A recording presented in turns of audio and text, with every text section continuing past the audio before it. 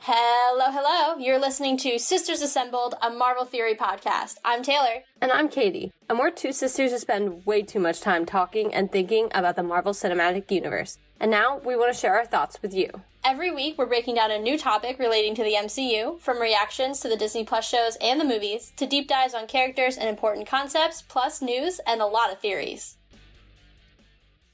Well, fans, in case you missed the memo, this is a pretty special episode for us because, look at the title, it is episode number 100. It's a pretty special episode because, with a few exceptions, Katie and I have worked together to craft 100 episodes about Marvel, covering shows, movies, special presentations, movie replays, random topics, the multiverse, space, time travel. Not my favorite, that last one, but we have talked about a lot of things in 100 episodes, and so for this special occasion, we are just going to take this episode to talk a little bit about how proud we are and celebrate, and also have a few guests. We have some familiar voices joining us on the show today, who you'll hear in a little bit, as well as some of our friends of the pod who we are excited to introduce to you all for the first time on this show. So, without further ado, let's dive into episode 100. Happy celebration to us. Katie, why don't you kick us off, as always, with our first segment, where we're going to talk a little bit about what we are most proud of in crafting this show for 100, I'm going to say that number 1,000 more times this episode, 100 episodes. I would honestly, if looking back at all of this, 100 episodes, I will also say it 9 million times because we deserve to. I honestly think the thing I'm most proud of is not just reaching the achievement, because I think, it's an achievement of itself. I think anybody who's done anything where you've been able to get a medal, whether it's in a game or it's in a sport or whatever, I mean, that's awesome. But I think it's also just the track of getting there. And I think when you even talk to anybody who might be in a professional setting who is talking about what they did to get to that accomplishment, I mean, they'll say it in a heartbeat that it's everything that happened getting us here. It's the path. And quite frankly, I think I'm just proud of the fact that we stayed consistent. I think that's my proud moment, just solely because I struggle a lot with that. And I know I've talked about this on other episodes, that if it was up to me wholeheartedly by myself, this podcast would have been dead in 2 weeks. Not even because of the workload or anything of that. It solely would have just been because it would have been a passion project until I found the next passion project that I would hyper focus on for 2 more weeks, and it would be forgotten. P.S. There's a book I've been writing for about a year, and I am like a chapter in, and that's a good example of this. So I just think staying consistent is just such an awesome thing. I think we've made so many awesome strides as well. And so to be able to say we're entering another 100 episodes after this and to keep going, an achievement we want to obviously get to quicker at this point, I think it's just awesome. Yeah, I couldn't agree more. I think consistency has been a challenge in that, we both have lives outside of the show. We both have other things we're interested in, other responsibilities. And so making that commitment to not only ourselves, but to each other to hit those marks as best we can. Did we always put out episodes on time? No. But did they get out? Yes. And have we been better about being on time lately? Yes. And so just finding those ways to really just be accountable to this team of 2 here and make sure that we're doing everything that we can to build the best show that we can for you all. That consistency is key. I think for me, the thing that I'm most proud of is just and you touched on this a little bit, but the strides that we've made, the way that we've been able to hone our skills, invest in the show. I don't know if you guys noticed this in the quality of our audio, but we got new mics recently, which was a big deal for us. Unless you count about a couple episodes ago, and I forgot to record on my mic. And so if you heard my audio, I'm sorry. That was my fault. There was a moment where I inputted her audio and I started listening and I was like, girl, we have a problem. Yeah, I'm sorry, guys. That was definitely on me. I just totally forgot to flip the settings. So, I'm sorry. But on the usual, we now have new mics that have been making us sound 10 times better than just our voice memo app on our phones. Yeah, so we're in the big leagues now. We have real equipment, like real podcasters, so that's exciting. But, even going beyond that, just learning how to better edit so that you all have relatively consistent audio levels that you're hearing. The social has been amazing. The rebrand was huge for us in terms of just looking more professional, honing in on exactly who we want to be as a podcast and really drilling into the things that make us special. I think we've gotten really, really intentional over 100 episodes. Those first 20 episodes, man, they were chaotic and we had no idea what we were doing. And that's probably true for a lot of podcasters.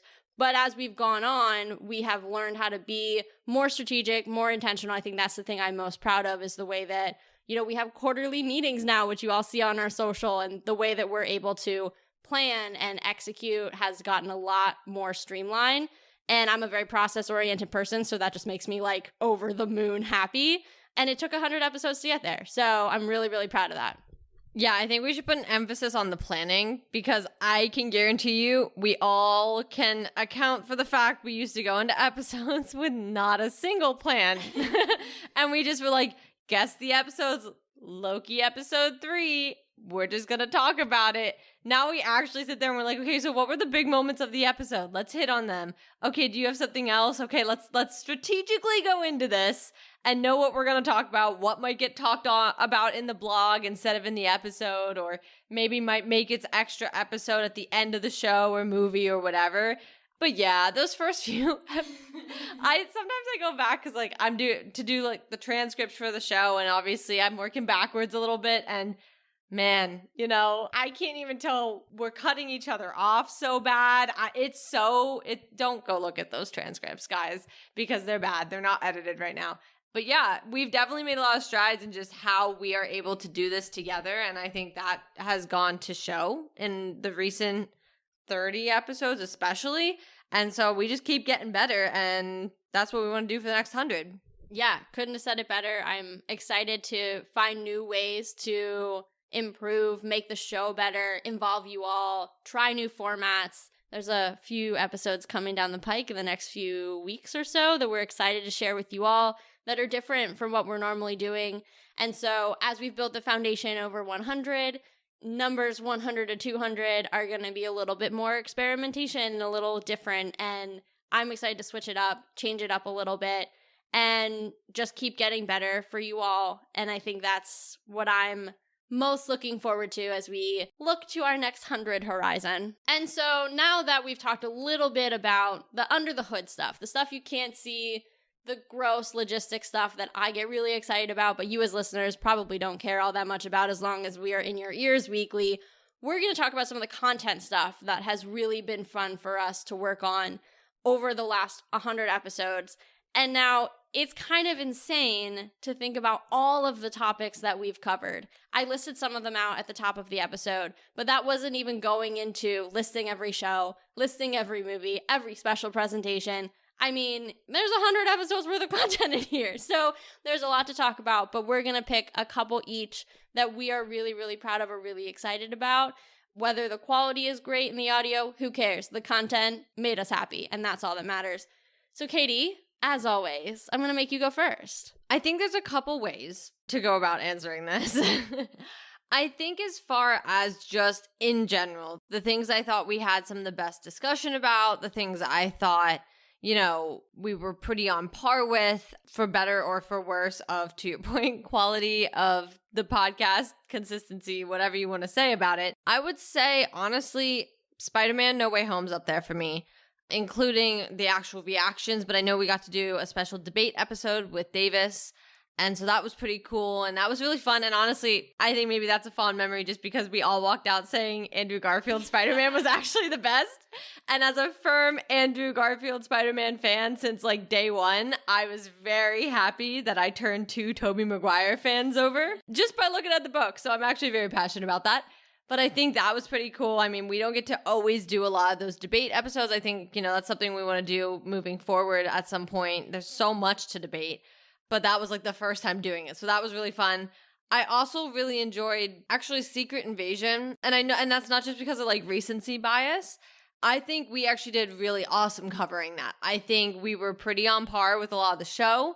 I think it was fun because while we were on par, we never really knew what was going to happen next. And I think, and some of that comes down to just the quality of the show. I think we were really passionate about 5 out of 6 of those episodes. And even the episode I don't think we were quite as passionate about, I think we broke it down really well. I think we did an awesome job. And I think that show is still one of the top ones in my opinion, whether or not they fumbled the bag on the last episode or not. So I thought we did really awesome in that. That's still one of my favorite pieces as well that we covered. And honestly, I might have to just throw out Hawkeye just because that was also, I can't say Loki. I'm sorry, I just can't.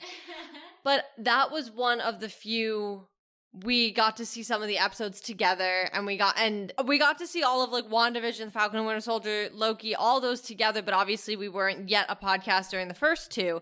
And like I said, I can't say Loki. And I just, being able to kind of watch together and record, that was just like, that's a different experience. We don't get to do that often anymore. So I think that's still one of my favorite content moments as well. Yeah, those are all really, really good options. I think I could definitely see Hawkeye and No Way Home being on my list as well.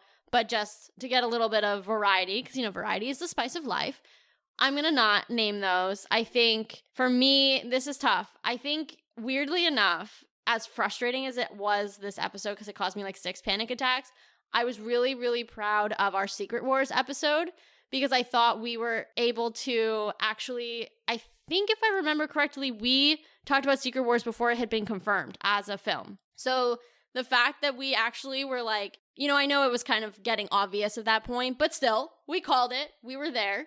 I think we've talked in previous episodes about the debacle that happened around that episode and how I spent many an hour with Apple support, and then we had lovely raindrops. But, despite what the audio sounds like of that episode, I was really, really proud of us being able to pick something that big and predict it early before it was officially announced.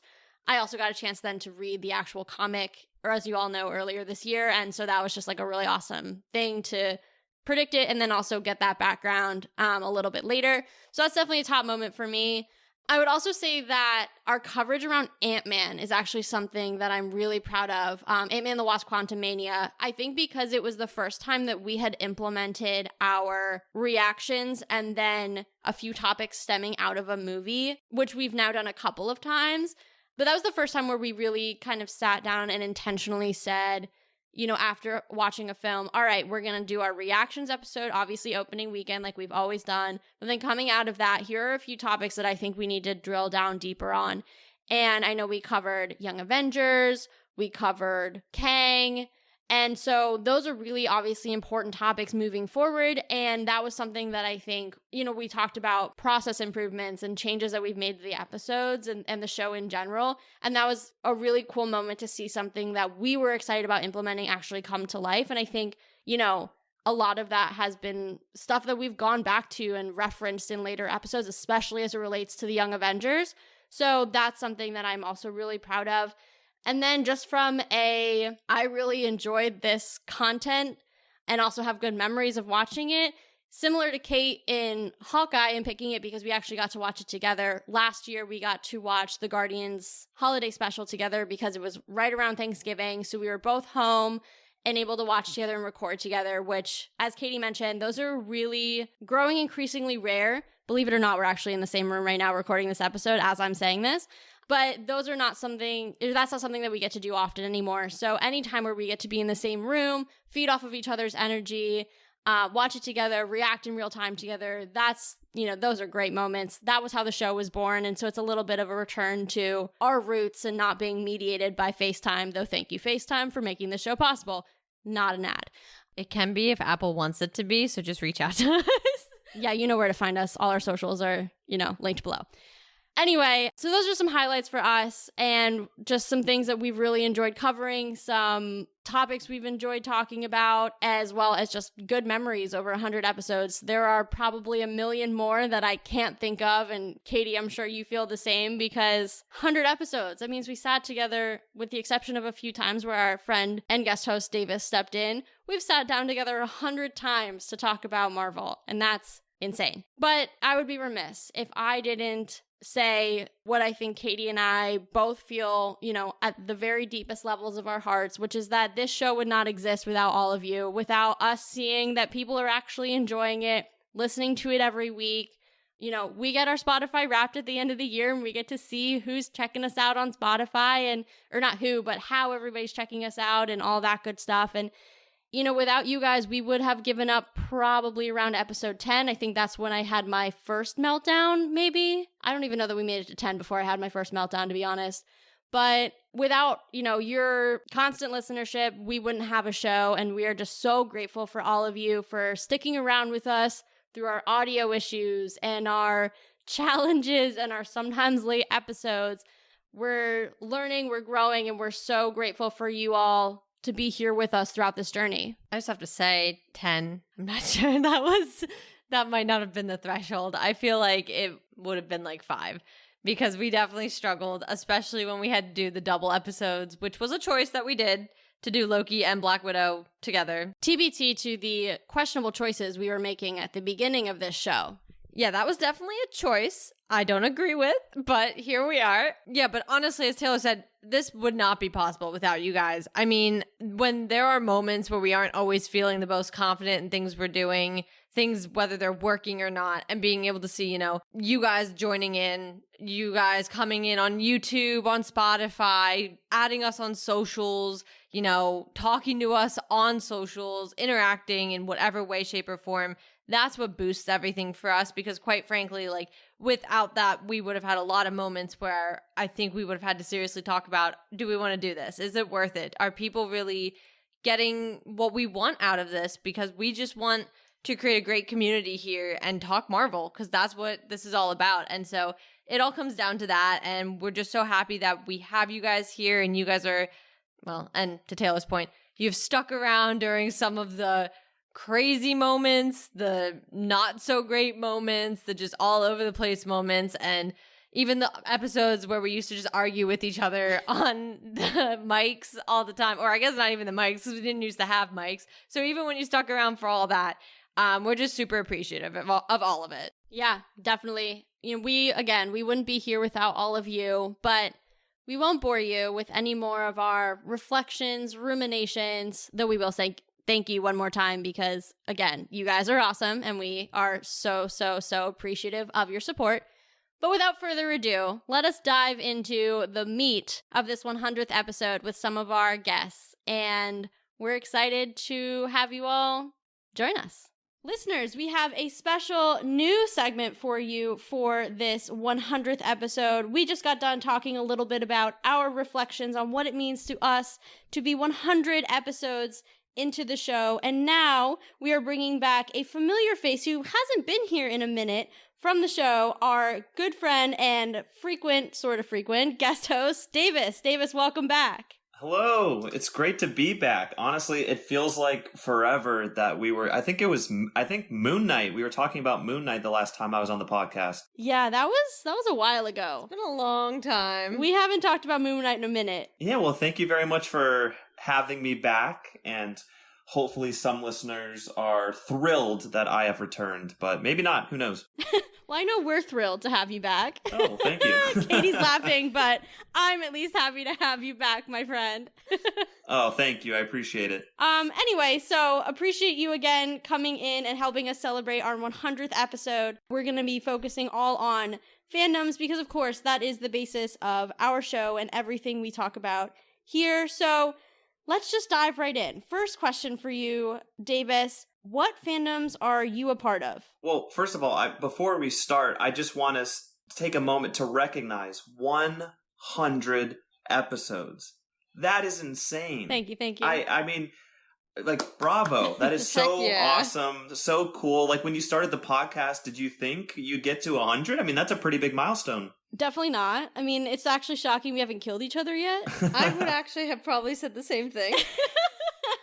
But yeah, it's been fun. We've learned a lot. We have had a lot of fights. We've had a lot of good moments. But yeah, it's been a challenge, but I think it's one that we've started to kind of wrangle, and I'm definitely excited about the next 100. Yeah, I mean, it makes things like that feel a lot more a lot more able to be done. Yeah. I think after having these 100 down, I mean, the fact that it's taken us a little more than two years roughly Yeah.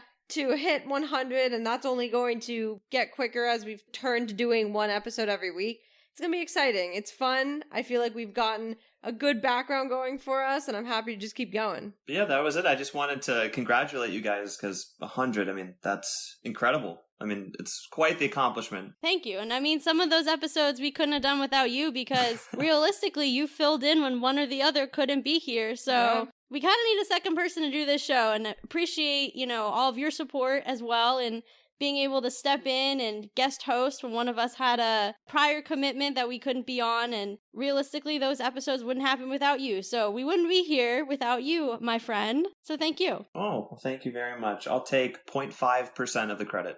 That seems about appropriate. That's all I was going to give you, Yeah. guy. That seems good. Thank you. Fair enough. I thought 1 was a reach.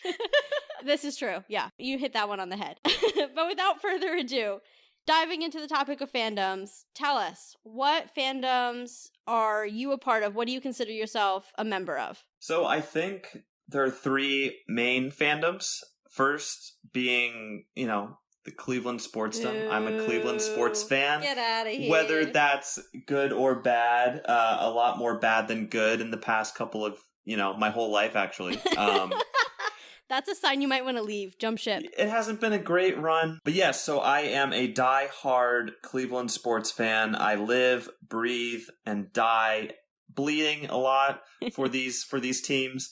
So I think that would be my main fandom. But then the other 2 would definitely be Marvel, and then the third being Star Wars. So one is a little bit more niche. I don't think there's a lot of people who would say they're die-hard Cleveland sports fans, but I think Marvel and Star Wars, at least, there are millions of people across the world that are part of those. So I think the latter 2 are the bigger ones. Totally. And I know I personally can relate to the last 2. Katie, just the middle one. Yeah, can't say I'm too much of a Star Wars fan. It's on my list to get to eventually. It's on my to-do list. Just don't worry about Star Trek. That's something completely different. Well, I know that. I am aware of that. No, I think I've actually seen more Star Trek than I've seen Star Wars over the years, so I have some catching up to do. Taylor, I feel like that's your responsibility. I know. I feel like I have failed in the realm of older sibling. It There's is still time. Something I'm embarrassed about, to be honest. As long as it's your fault. You've made everything in our lives my fault, so I'm just used to it. It is what it is at this point. But yeah, I mean, obviously, Marvel's a huge part of our fandom as well, and we all know I love myself a good Pedro Pascal Mandalorian moment, so who doesn't? Gotta love a good Star Wars. I think those are 2 very solid fandoms. That third one, Agree to disagree, okay? We can't all be Philadelphia fans and win championships in recent years, all right? You know what? We have been bleeding green since the day we were born, even when they weren't good. Oh, so you're a Skrull. Ooh. Uh-oh, bleeding green. You know what? Oh. If that's what it takes, I'm okay with that. So are we now throwing out the theory that the entirety of Philadelphia fans who bleed green are Skrulls? I think we should put that out there into the universe. I think that should be known. All right. I'm okay with that. Honestly, they have some baddie powers. I would like to shapeshift. Can we be Super Skrulls? Is that on the board? It is now. Yeah, I think so. All right, then literally, who can beat us? Like, truly, we have Jalen Hurts and the power of the Skrulls. Who's gonna beat us? Well, to be a Super Skrull, I think you have to be standing next to the Liberty Bell as it gets struck by lightning. I think that's how you gain those powers. That can be arranged. That's not hard. Okay. Welcome to Philadelphia. All right, lovely. Most of it. Moving on. What does fandom mean to you? I think fandom, first and foremost, is having a community around you. You, of course, can be a fan of many different things. And I think the coolest part of the overall term fandom is you can literally be a fan of anything. And there's a very high likelihood that other people like and are interested in the same things you are. So I think the coolest part about being a part of a fandom is being a part of a community. In terms of Marvel and Star Wars, like everywhere you look, billboards, merch, Etsy, like everywhere. I mean, there's stickers on water bottles, there's posters on, walls in living rooms and bedrooms, T-shirts. I mean, I don't think you couldn't walk down Hollywood Boulevard, which is near where I live, and not see some sort of Marvel or Star Wars T-shirt. And the ability to just have an instant connection with someone that you've never met before. Like it literally could be someone you just met that same day. If you both are a part of the same fandom, you instantly have this amazing connection with someone that you could launch into a multiple hour conversation with a complete stranger about. And I think that's the coolest thing. So fandom, for me at least, the main meaning behind it for me is just having that community that gets excited and enthusiastic about the same things as you. Totally. I think one of the coolest things is being in a room of people you might not know. Like, say you're like at a work networking event or like some kind of event where you have to be or like college. Also that. Mm-hmm. Any place where you're like outside of your comfort zone, right? And, immediately you just happen to like mention like you like Marvel, or in my case, I always drop the podcast because, word of mouth marketing. And immediately someone's like, oh my God, did you see the most recent project? Or what did you think about this? Or are you excited about the Marvels, Loki, Echo, insert upcoming project here? And to your point, like you can have like a solid 30-minute conversation. Everybody else is looking at you like you're nuts. Mm-hmm. But that conversation to you and that person is like so meaningful. And you're immediately like connected in that way. So I totally agree. I think it's such an important way of like making what could be a big room smaller in a lot of ways, or just finding that one person who you like are now comfortable with in a room where you maybe were stretching yourself before. And I think it even goes almost the other way too, because I think I haven't had a lot of chances to go to Comic-Cons. I've only gone to about 2, but I think it gives a really awesome example of, you can go to these Comic-Cons and everyone there, more or less, depending on the theme. If it's a broad one, of course, it's a little different. But if you go to a more specific one, they're there for the same reason you are. Same as going to these movies. Whenever we go to a premiere, I mean, those people who are in that theater on Thursday night with you are just as much of a diehard fan of the fandom you are a part of, and they will talk your ear off if you want to, because you guys just know you're there over something that connects you. And so I think it's so awesome too to just be able to go to all these events and just as simple a movie and, interact with these people and make friends through it. So I think it's awesome. I think there are great ways to make friends. I think when you get games involved, I think of like Pokemon Go, or like they have the Wizard app for that. That's very similar to for Harry Potter. I mean, you just can make so many friends this way, and it just becomes such a deep-rooted thing. I think fandoms are awesome. Yeah, and to that point, I think one of the biggest positives about fandom is giving someone a platform and giving someone an opportunity to connect with other people when they otherwise wouldn't have. You always hear stories of maybe there was like a socially awkward kid in your class, or we all know that one person who, maybe doesn't have a ton of friends, in class or in school, but, they have an awesome, amazing online community that has their back. So I think it gives people who, maybe aren't the best at making friends an opportunity to do so, because it's hard. Making friends is hard, especially if you don't have any common ground. So I think fandoms give people who might not be the easiest to befriend a chance. And I think that's awesome, because there's a lot of times where you see people who, aren't the most socially inclined, and yet they have hundreds of fans around them through fandom. So I think that's kind of the coolest thing, in my opinion, giving someone who might not otherwise be able to be a part of community, a platform, and a group of people to surround themselves with in relation to something common. Yeah, I agree. I think beyond, if we really just want to boil it down, I think it's just the best way to your point, I think you're saying it, build that community around you, whether it's natively through, the first day of school, or a club or something like that, or going online. I mean, how many times have we sat here even throughout the podcast and been like, we were talking to so-and-so on Twitter.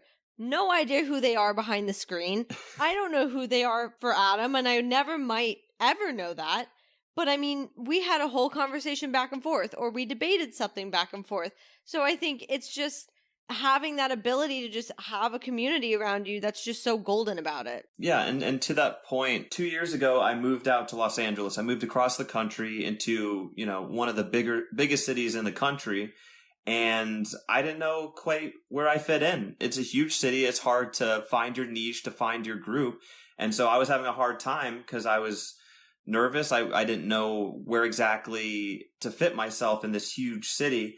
But I relied on one of my fandoms. I looked up where to watch Cleveland Browns sporting events. And there's a local bar in Hollywood that the owner's from Cleveland. And so I showed up for one of the very first games of the season that year, and the bar was packed with people wearing Cleveland Browns merch. It was crazy. They were barking at each other. They were screaming. It was so passionate and lively.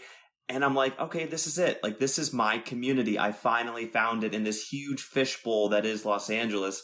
I was able to find my people and find a space to hang out for a couple hours every weekend and feel like I was back at home.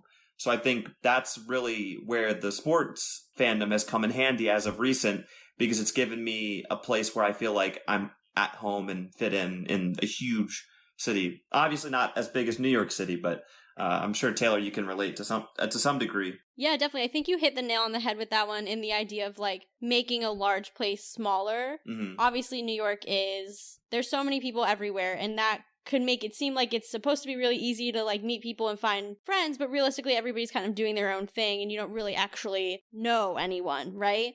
Especially, just moving here. But when you are able to find people who you have things in common with, that it just makes it that much smaller, that much faster. I know one of the things that I was able to do when I first moved to the city a few years ago was the place where I was living. It was an all-girls dorm, and we would do Bachelor Mondays every week. We would all sit in the theater room and watch The Bachelor, and I had made some friends through some events there, but we would always go whenever possible. Monday nights, that was the thing. And like, even though I'm not necessarily friends with every girl who went and did that, it was just a nice way of bonding with the girls who were living in my building and building that community over something that we all enjoyed watching on a Monday night. So I totally relate to that. I think anytime that you can make a large place seem less intimidating by making it smaller and kind of niching down, it just makes it way easier and less scary to just put yourself out there, because you already know that you kind of have a foundation with a lot of those people. Yeah. I think we had very similar experiences. That's why people choose to be part of fandoms, to fit in and feel like they're supported. Yeah, and I think that's why we wanted to really circle this episode on fandom, because at the end of the day, that is the foundation of our episode. That's what we're trying to do, is really create a community around this podcast so that Marvel lovers from all over the world, from all walks of life, can really find a place where they are with people who are passionate about the same things. And I appreciate you coming on here, being able to talk with us, celebrate this milestone moment for the show. For all you listeners, just a little sneak peek, he will be back in not too long, in the relatively near future. All right. So we're Davis and I are going to party. Yeah, I'm going to be MIA for an episode or two. Mark your calendars. Yeah. So we'll let you all know when that comes, but definitely get excited to have a Kate and Davis mashup coming down the pike this fall. We, again, are so grateful for you taking the time to chat with us and celebrate all of this with us, and are so grateful for all of your support in helping us get to 100 episodes. Of course, and on one last note, and kind of a sentimental note, I think the reason Taylor and I became friends all the way back in 2016 was because of our shared fandoms. It's true. I think at the time, it was 21 Pilots and Marvel for the most part. I think, yeah, that sounds right. Yeah, so we obviously would have become friends, but I don't think we would have become as quick and as close of friends if it hadn't been for our fandom. We always would have become friends, but it was almost instantaneous because we had our fandom connection. So that's just what I wanted to end on, because I think that's why we're such good friends, is in large part due to our mutual fandoms. Couldn't have said it better myself. That was very kind. Sentimental. Yes. Of course. And congrats on 100 episodes! Yeah, woo! Thanks, Davis! Listeners, now that we have had our first guest, we are so excited to introduce someone to you all that you have not yet met, but he's a friend of the show. We have Mike from the Superhero Show, also Movie of the Year. He is a podcaster, friend of the show, and he's been podcasting since 2010, which we just did the math a few minutes ago. I was 12 years old and Caitlin was 9, so he has been doing this a long time. A real pro in the room with us today. That hurts to hear. I knew you guys were younger than me, but that one, ooh, that hits. I'm middle-aged. That's weird to realize, as I'm wearing cartoons on my shirt. But you know what? You're experienced, and we love that. Experience is great. Yes, I'm so happy to be able to usher in a new wave of podcasters. You'll take up the torch, and I get to give advice like, use microphones. Which we took. Yes, we did. We had a lovely interview with Mike a few months ago now. Yeah. I don't even know. Time is hard. And, he was giving us some advice and he was like, try mics. And so we did that. And you all know the story. We use them about 95% of the time. We try. That's an A. Yeah. We literally got on. I said, Caitlin, did you adjust your input? Because we really need to make sure you're doing this right today, my friend. Yeah, I did. Don't worry, guys. It's all taken care of. Amazing. Well, as you all know, it's our 100th episode, and we are talking all things fandom today. Mike, you are a fan of many things, and so we thought you would be a perfect person to talk about all sorts of fandoms. You definitely do not have to limit it to Marvel. We won't limit it to Marvel, but we just want to talk about all the things that come with being a part of multiple fandoms and podcasting about your fandom, because I think that's a pretty fun thing to do. So just to kick us off, why don't you share a little bit about the fandoms that you're a part of? Sure. I decided to throw a couple of them on today. I could not remember if this was a video podcast or not. And so I have my Marvel t-shirt and my Monster Squad hat, two of my longest running fandoms. I remember I got into Marvel because of the X-Men animated series that came out in 1992. I had 4 channels. I was 6 years old. You guys were not born. I was flipping through my 4 channels, and then this crazy, brightly colored, very dramatic show was on. And then I continued to watch the first episode just 2 inches from the screen. And I can honestly say my life changed there. And so, yeah, I'm Marvel comics, cartoons, movies, obviously. Huge fan. I like some DC stuff, but Marvel's definitely my love. I just got Wolverine as Weapon X tattooed on me a month ago. Very nice. So yeah, bit of a fan. The Monster Squad, which is a much smaller entity than Marvel. Do you guys know what that is? I can't say I do. A lot of people don't. It's totally fine. Imagine if the Goonies... Do you know the Goonies? Vaguely. Okay. God, you're so young. Imagine if the Goonies fought the Universal Monsters. So it's a bunch of young teenagers fighting Dracula, Wolfman, the Mummy. Came out in 1986. It is delightful. It's so much fun, and it's so absurd and tongue-in-cheek.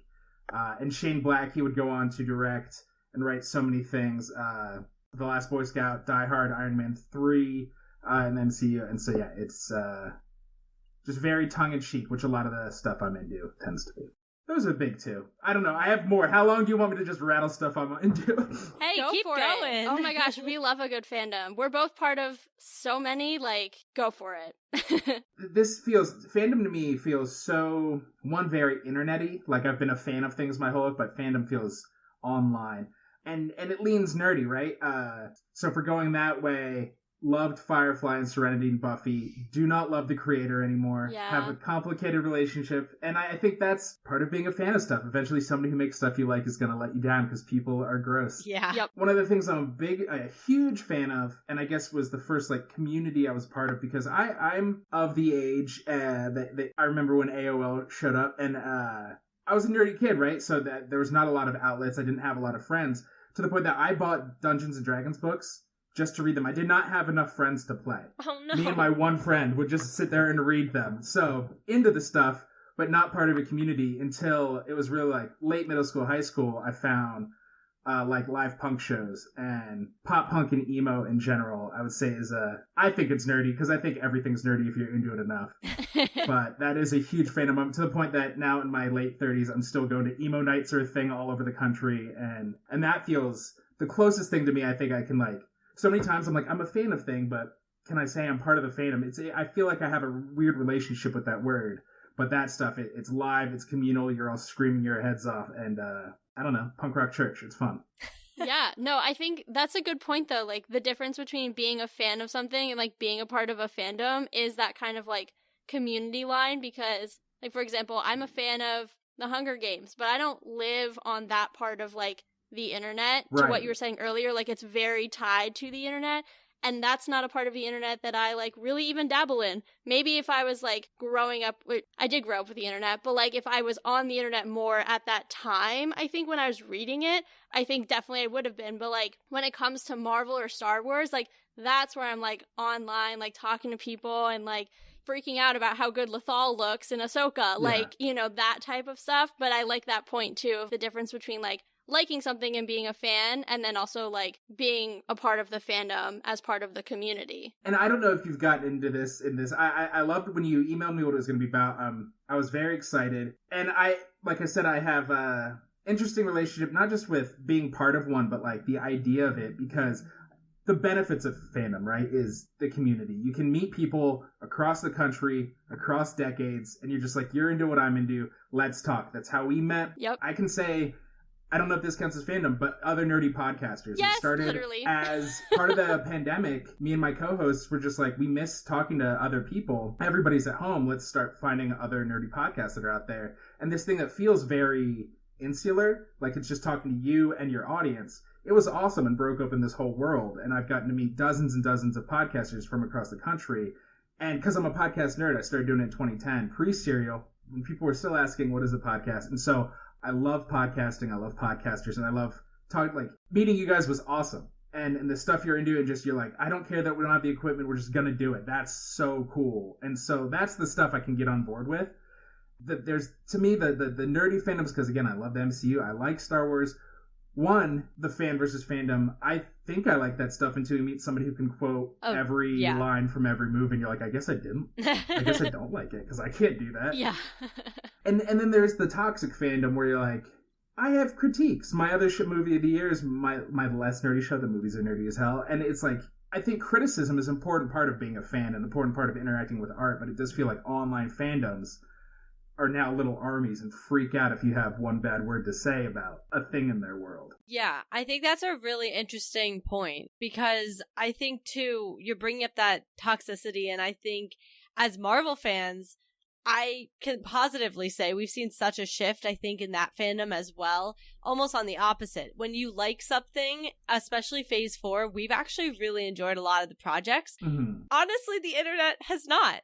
We've heard a lot of things about people hating things. I think She-Hulk's a great example of one that a lot of people didn't like. We loved it. She-Hulk is great. So yeah, there's definitely that turnaround of when you're online. You know, it's interesting how you can have a group that loves something so much, but also, you know, sometimes that criticism or, you know, the negativity can really turn into something that it wasn't necessarily meant to be. Yeah, and I think it's so disappointing, because the idea of like fandom, like what you were saying earlier, is about community, but when the community is about being negative, it's like no longer fun anymore.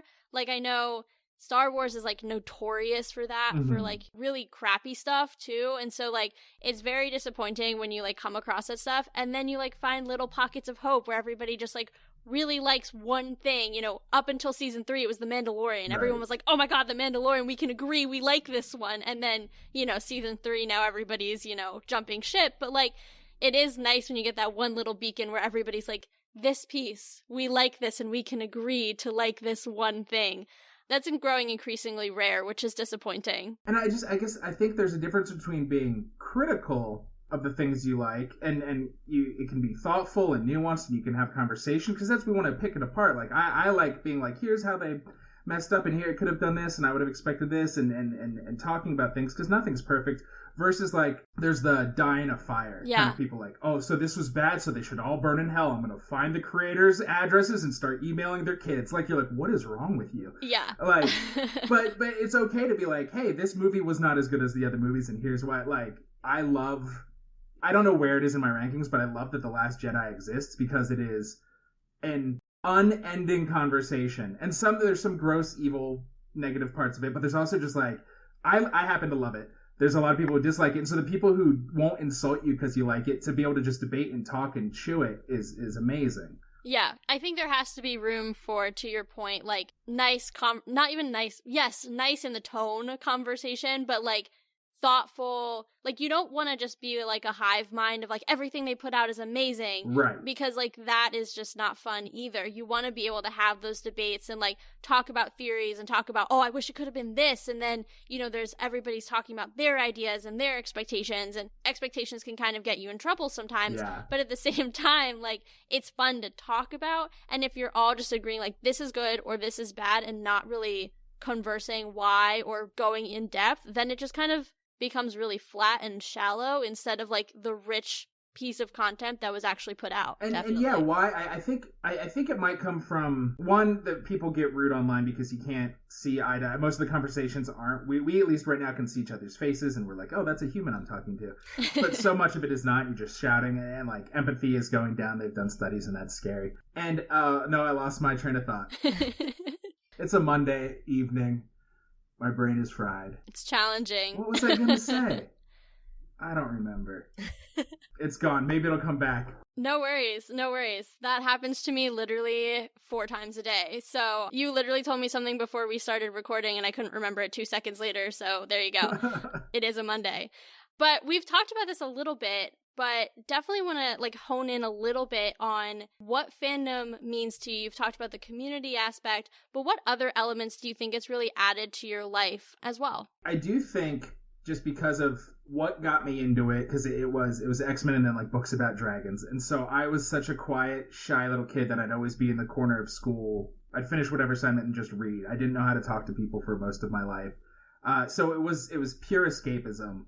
And both those like high fantasy books and then the X-Men is so often about like, well, this person's a weirdo, but look, they can be a hero. And so to be like a shy little freak, it was so helpful. It was just kind of a lifeline, both escapist and be like, oh, things can change, right? And then time moves on, everybody becomes a little more accepting, and then you meet other people who are into what you're into, and it's kind of magical. Yeah, totally. I think for me at least, we are much closer as siblings in doing the show. We don't live we're like a couple hours apart. We only see each other every couple of months, but we talk once a week on the phone, and then we're texting pretty much daily. And yes, it's like 90% about the show, but it's still like, it's a reason for us to like interact and talk. Like when I was in college, my senior year, Kate was a senior in high school. We actually went, I think, 4 months without texting, calling, or like just even talking to one another. We weren't angry. We just were like both doing our own thing. So it's really nice that now that we're both busy adults doing our own thing, having jobs, living our lives, we still have this like one point in time and one thing that we're both like really, really excited about that we get to talk about once a week and like send each other memes or whatever it is. And like that's the important thing for me, is like it has made us, I think, a lot closer as siblings. Oh, for sure. Right before I hopped on, my oldest sister texted me a video of George Clooney making fun of the Batman movie he was in. And because it was me and her, it was there's 6 of us total from different combinations of families, but it was always me and my older sister shipping around to different houses. So we were very tight growing up. Like you said, go dull, but we definitely entered that fantasy, dorky comic book stuff together. And so yeah, that's still... She'll randomly be like, I started watching Buffy again. It's insane. I can't believe we watched this as kids. And that kind of stuff. Yeah, it is just, it's an easy way. It feels like in general, our generations don't small talk. What, we're going to talk about the weather. We don't want to talk about jobs. So it's like, what brings you together to, instead of like getting to that real deep stuff all the time? I do feel like fandom is such a way to connect with the people in your lives. And it makes, I think you said a good point earlier, it makes just finding people easier. I know I'm a very extroverted person, but not in a room of people I don't know. Like, I'm the person who's constantly going to say random things just to see if somebody will start talking to me. And it might flop, and then it's really awkward for everybody in the room. Or I might bring up Marvel, or I might bring up, like, I play Pokemon Go. I'm a very avid Pokemon Go person. Nice. But I could bring that up. I could bring up Harry Styles, Harry Potter, all these bands, things I love. Yeah, I was trying to say Harry Potter and Harry Styles came out first, but I was like, that works too. I could just bring up all these different fandoms, and you know, one will stick. And eventually, you know, that other person or somebody else in the room is like, you know what, I play that game too. Or, yeah, you know, I watched the last Marvel thing. This is how I felt. And boom, immediately it's like a comfort thing. And you just made a friend in that room. And it's a powerful thing. Yeah, I was recently with a friend and his kids hanging out at their pool. It's like they have like a community pool, and we were talking about Secret Invasion. And I was just saying how it let me down. I liked the first 2 episodes, and then it spiraled from there. And some other dad just swam over, and he's just like, now why didn't you like it? And then so we were just like talking, getting into it for just like a cool 10-minute conversation. He's like, okay, thanks. And like swam away.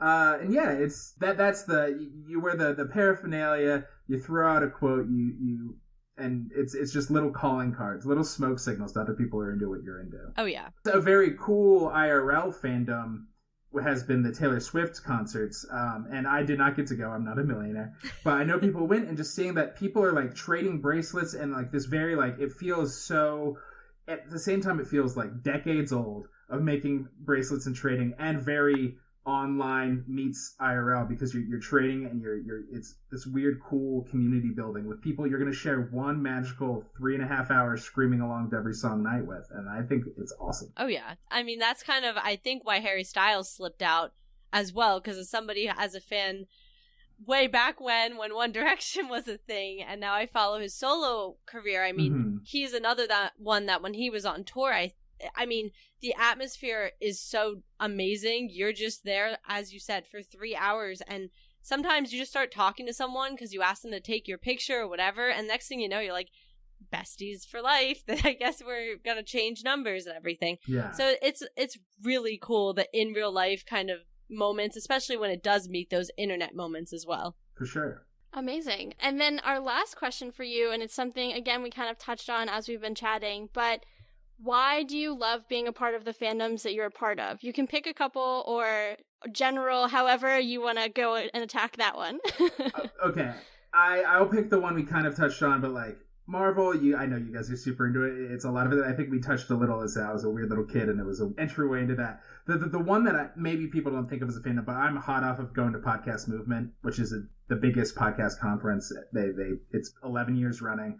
And it was my first one in person this year. So jealous. It was phenomenal. And it's expensive, but it's worth it. And the quicker you buy, I don't work for them, but the earlier you buy tickets, the cheaper it is. But going there, and so I will say I'm a huge fan of podcasting. And that is one I fully feel unabashed and proud and being able to like, yeah, I can. There's some things, like I said, like, I like Marvel Comics. And then somebody will be like, what about this issue? I'm like, I'm sorry, I don't know what you're talking about. But podcasting been around so long and watched it change from people being like, what is a podcast? Until a couple of years later, people are like, why do you do that? And then a few years later, people being like, can you please, I give you money, you do this for me, has been an amazing experience personally, but just to see this thing be new and grow and connect people from whether I met, finance bros, but they have one, so we have something in common. Old ladies who knit, but they podcast out, so we have something in common. Like, and it is one of those truly, because it's such a big umbrella, but we all have this same shared passion, because you got to get into the tech, you got to get into all the podcasting isn't one thing, right? You have to learn how to run 18,000 different kinds of social media. You have to learn how to edit. You have to learn how to talk to people, which is, I think, very important. Might be why that was such a pleasant conference to be at, because all these people are practicing to talk all of the time.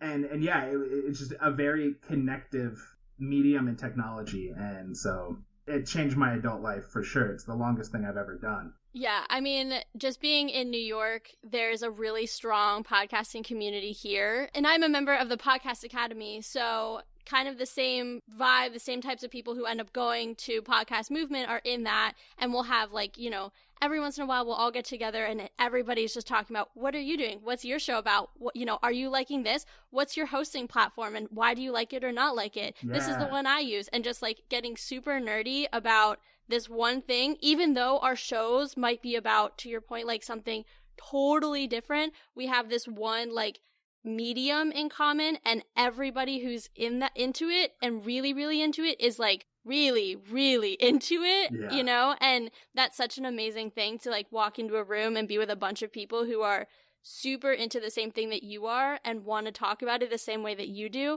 I talk to, people randomly, friends, family, whatever, about our podcast all the time. And they just kind of smile and nod. They understand what a podcast is, but Right. the in-depth stuff, they're like, I don't really care what you're doing. I just know that I can, if I wanted to, listen to it on a platform. They don't, but it's fine. But when you get to the chance to talk nerdy about that with people who know what they're talking about, I can just go on for hours. And I think there is something to be said, but as Elks Lodge have gone away, I don't even know if you guys know what that is. Church attendance is going down. Like, there's a lot of communal things that are going down. I think there's a reason fandom and online fandoms are getting more voracious and more ferocious and more connected. I do think we are social animals, and so it's just any way we can connect and comfortably, that's going to be amazing. And I remembered the thing I forgot forever ago, that one of the downsides of fandom. I think love a thing and it can help shape who you are, but I think it's when one thing is so tied to your identity, when your identity is one thing, and so somebody critiques that one thing, it feels like a personal attack, even though it's not at all. Like, you and I might disagree on our MCU rankings, but that doesn't mean I think you're a bad person. And I do think that feels like internet rotted brain. Yeah. Where people can no longer. It's the nuance, and it just flattens out. Yeah. Yeah, there's zero perspective anymore, that there's a world outside of the internet and that fandom. Don't get me wrong, being a Marvel fan is 90% of my personality, and I will debate anyone on anything or educate anyone to the best of my ability when they ask me a question. Right. Much more than they ever bargained for when they asked me what they thought was a simple question. But I have enough perspective and enough, to be able to say, okay, cool, you didn't like that, that's a serious bummer, and I'm gonna make fun of you for it forever if that's the level of friendship we have, but I'm not angry. And I think, to your point, not everybody is able to reach that level of equilibrium. And don't get me wrong, I'm not perfect. Sometimes I go to bat for stuff, but I try to keep it kind.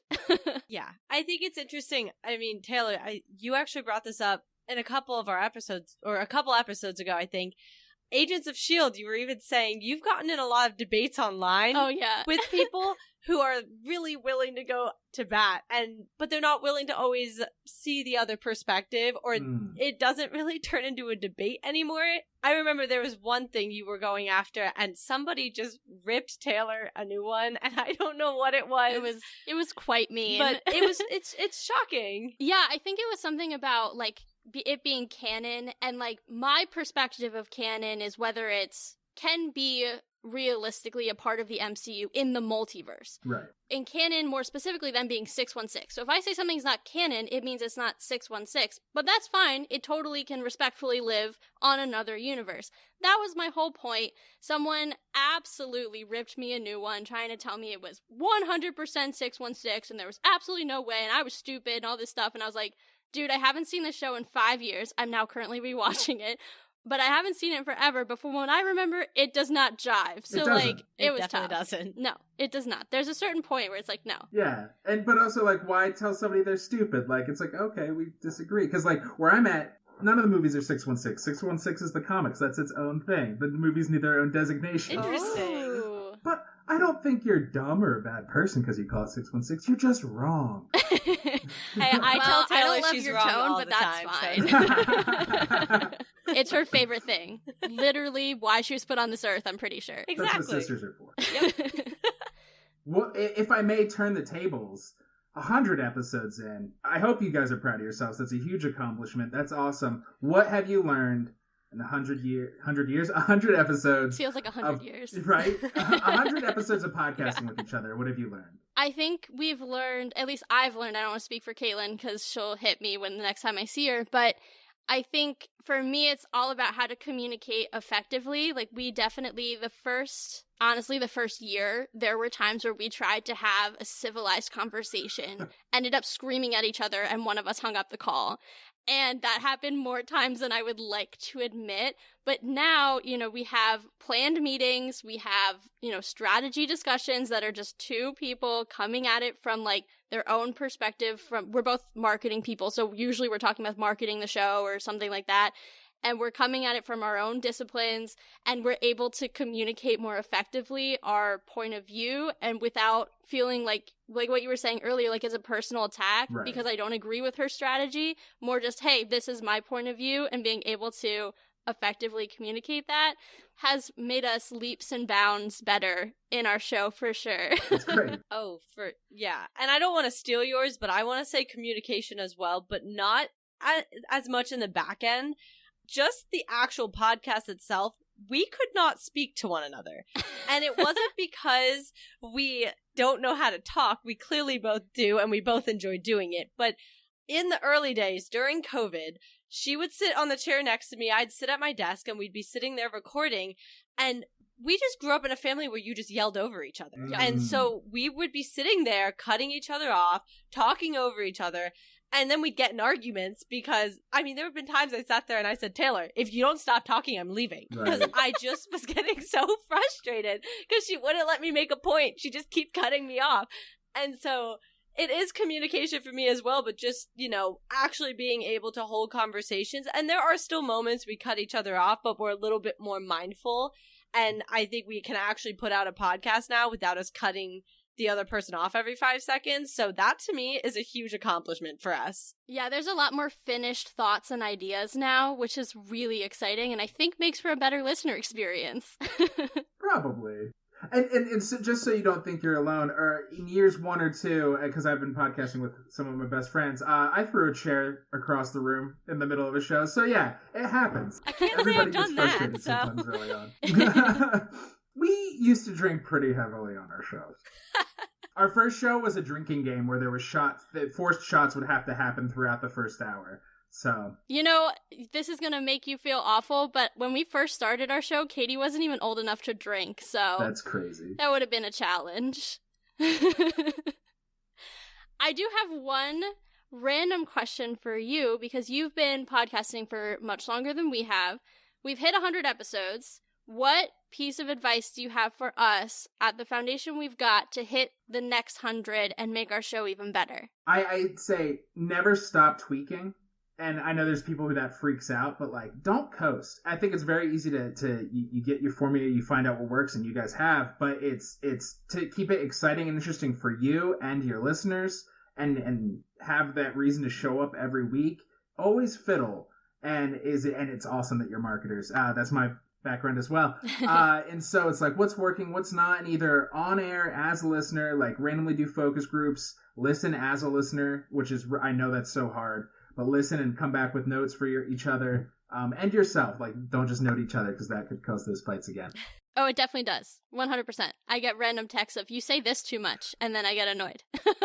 And that's so early, that first show, that we would all have phrases we said too much and be like, if you say that again, you're going to have to do a shot every time you say it. So that's what would lead into chair throwing. That seems like a cruel punishment. It really is, but there's certain phrases that now I can't even remember. They are wiped out of my mind. I don't say them anymore. So it was effective. Yes, it was very effective.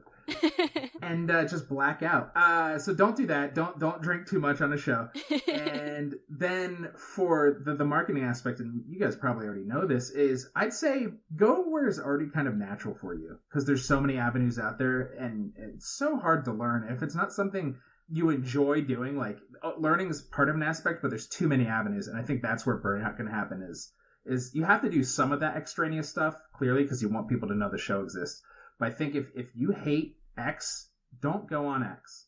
Through the years, we deleted our Facebook a couple years back. We just got off of Twitter because it's a hellscape. And so this is for me, because there's not a lot of that. I'm not an Instagram guy, but now I'm okay, I can learn one thing. Yeah. Because it's the one thing I'll let us stay on. So, yeah. And meet other podcasters and keep asking questions. I think that's awesome. Come to Podcast Movement next year. It's cool. It's so cool that you're part of the Podcast Academy. Is that Jeremy? Not Jeremy Ends. Oh, not Jeremy Ends. It's a whole, they're online, but then they also have they do chapter stuff in different regions. Awesome. It's amazing. You can definitely just, if you Google the Podcast Academy, also not a paid ad, I just really love it. You can sign up. There's a mentorship program. I'm now in my second rotation, having a mentor. It's fantastic. Can't recommend it enough. It has been one of the best things I've done as a podcaster. That's awesome. Just even building community and learning from so many people. It's been fantastic. Well, thank you so much for coming on and helping us celebrate our 100th episode. Please tell us and all of the listeners where they can find your fantastic shows and check you out as well. Yeah, thank you for having me. It was a huge honor to be on it. Now that you hit 100 episodes, you changed the name of your show. I'm excited that everybody can hear the interview we did months back on ours. So if you want to hear the interview I did with Katie and Taylor, check out the Superhero Show, wherever you get your podcast. We're all the places. I love Overcast. And again, when you get into podcasting, that's my podcatcher of choice. You can make playlists. It's great. You can customize each show.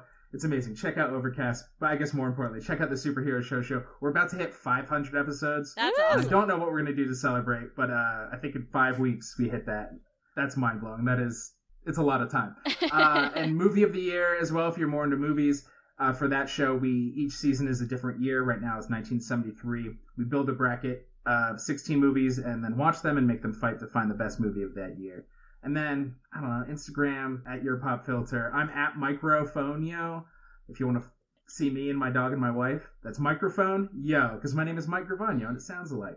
I think that's all my things. We're on YouTube too, I guess. I don't know. We're everywhere. Thank you. Well, I can't say it enough. You guys should definitely check out all of the places where Mike is because they have great shows. And I happen to think it'd be a pretty good compliment to our show as a nice double header. For sure. So definitely check that out. We'll put all of that information in the show notes as well so you guys have an easy spot to find it all. And thank you again for helping us celebrate. It has been fantastic. And I'm sure we'll see you again soon. Oh, for sure. And congratulations again. We have had some incredible conversations with our guests so far for this 100th episode, and for our final segment, we're excited to include some voice memos from some fans of the show and friends of ours that we're so grateful that they were willing and able to share their experience with fandom with us.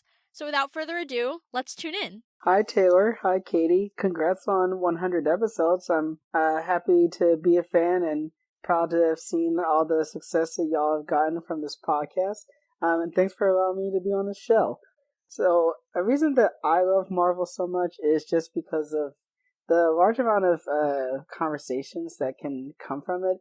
There's so many different characters and franchises that come from Marvel.